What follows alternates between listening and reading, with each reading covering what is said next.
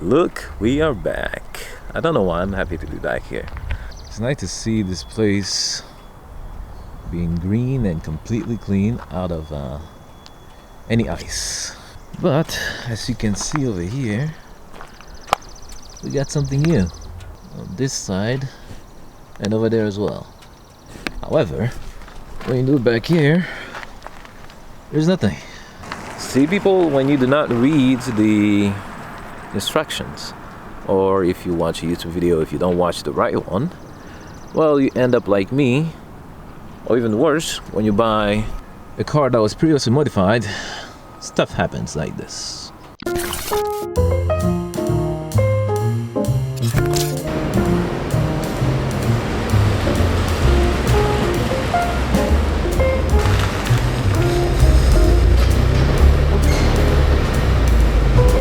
Almost summer, so it's kind of getting hot in here. I don't need to close these anymore. If I'm here, you guys already know it's for an install. Today, mud flap, baby.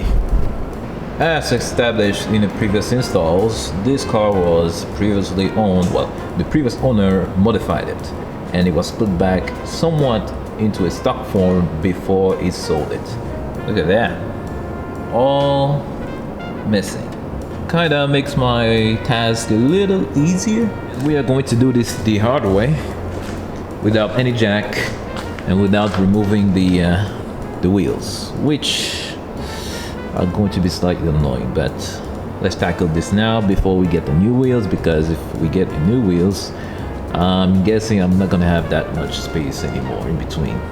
I also came prepared with my, how do I call these? So these are pants, of course, but these pants, I always wear them when I'm installing stuff, and that I know that I'm going to get dirty on the ground and stuff. I wear these shoes, and also I get this so that I'll be able to lie on the ground without worrying about getting dirty and stuff. So we are all ready.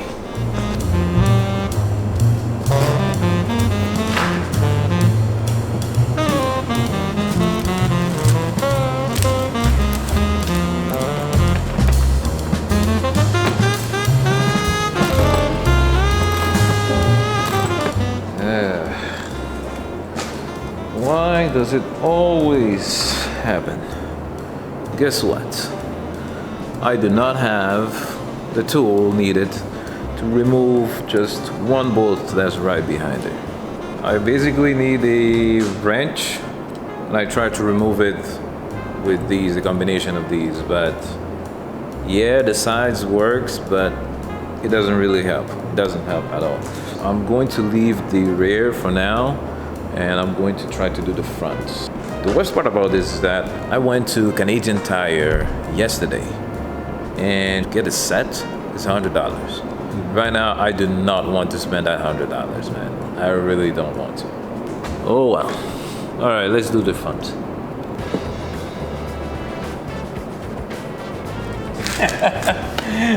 Check this out. The previous owner didn't even bother. He did not even bother removing these. I could legit use this,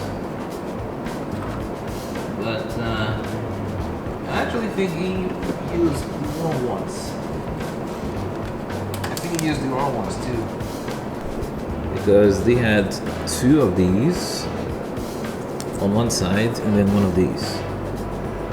But according to my calculations, you have 1, 2, 3 over here, and 4.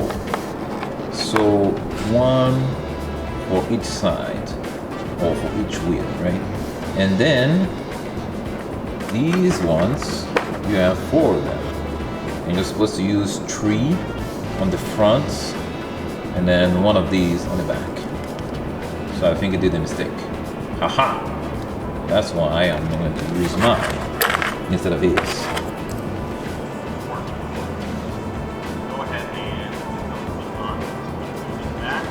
Ah, okay. I was wrong, people. I was wrong. He actually had it on the right position. That was wrong. I was wrong.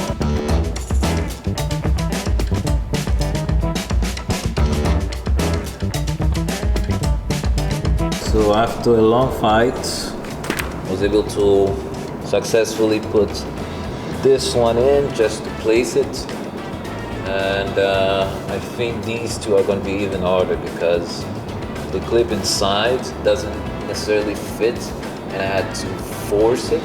And now I have to make it so that when I put the screws in, the thing behind lines up. So let's see how it goes.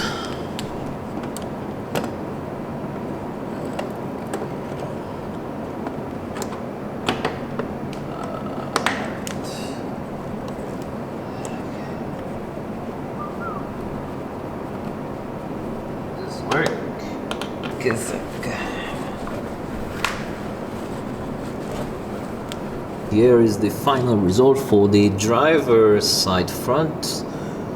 Everything is tightened really well. This thing is not going anywhere. One thing I found weird is that they tell you to bend this one so that when you turn the wheel it doesn't touch it, but this behind here doesn't clip into anything. I wish it did, not just flapping over like this. It's not my preferred way. Let's just say it like that.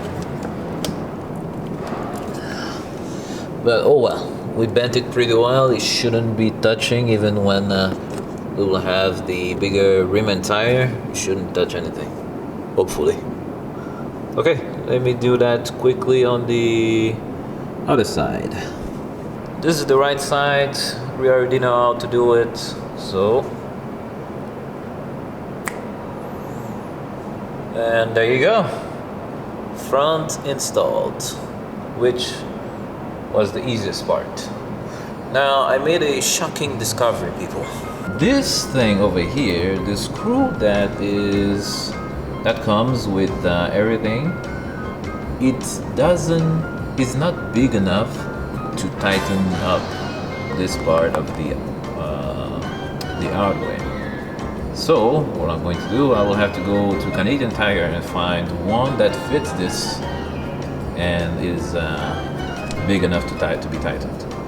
So let's go. It's gonna be a first because when I leave this place I already installed everything, but I guess the end of the install today is going to be outside, outdoor.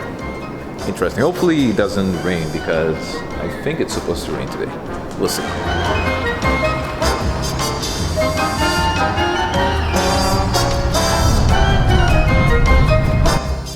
As I was getting here, it started slightly raining.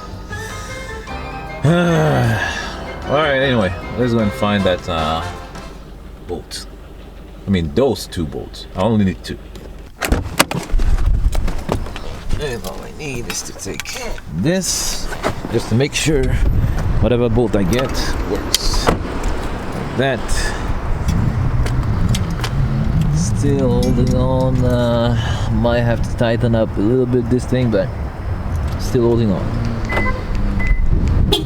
And I know exactly where the bolts are because I already came in here multiple times. I think this is it because this is the same size as this. And this fits somehow. Not too tight, but not too loose at the same time. I think this will work. Like I said, I only need two, so let's go with this one. Alright, while I'm at it, let me show you what I was planning on buying before. I was like, this is too much for me. This is it. So I was going to get a set of these because in the videos I was saying that I needed it, but at the end I didn't. So I'm glad I didn't buy it. $100. Yeah. Alright. Now let me get the plastic lip while I'm here. $26. Let's do this. Moment of truth, people. I bought these big ones because this hole wasn't big enough for the one that came with the hardware. Let's see. Damn it, it's too big. Oh my god. Alright, I need to go back and pick one size down. Ugh. Okay, attempt number 2. This time I got 2 different ones. So this is the smallest one of the 2. Pretty sure it fits. Yes, it does, but it's way too small. So I think this one will be perfect. All right, this is it. Moment of truth. It's a bit too big. It's a bit too big. Shoots. It can fit, but it's a bit too big, man. Oh my lord. Okay.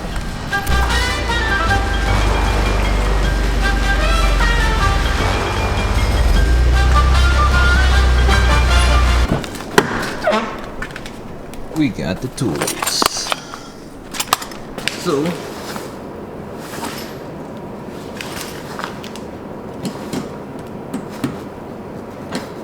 yep, it works. Holy moly. Okay. Safe to say, I'm probably not going to put this back on this bolt specifically down there. Jeez, that's way too annoying. It is way too annoying. This over here is the culprit. It just doesn't want to move. Like, I cannot believe this. It's not like it's impossible to remove it. I'm pretty sure you can remove it, but I'm just going to the left again and again and again, and it's not doing anything. I think my only options now is to wait until the day I change the wheels, and whoever does the job, I'm just going to ask them to remove that as well, because Jesus Christ, that thing does not want to move. Let me show you what I did on the other side though. So what I ended up doing on this side is I put this one behind just like I did for the other ones. I don't know if it was in the manual, I never read it. Maybe I should have. But I put this one behind and put this one just like I did for the other ones, and it seemed to have worked because this one is pretty tight. I just need enough space to be able to fully put it all the way in. But that's what I'm planning on doing on the other side as well. If, of course, I'm able to remove that stupid bolt down there. I'm not even supposed to put a bolt there. It's just a one of those plastic clips that you put there, but I don't know why the person who did that. Now it's a pain to remove it. That is what I'm planning on doing. I don't have a choice unless I just keep going at it and it changes. But other than that, that's it. We have to wait until we get the wheels to remove it.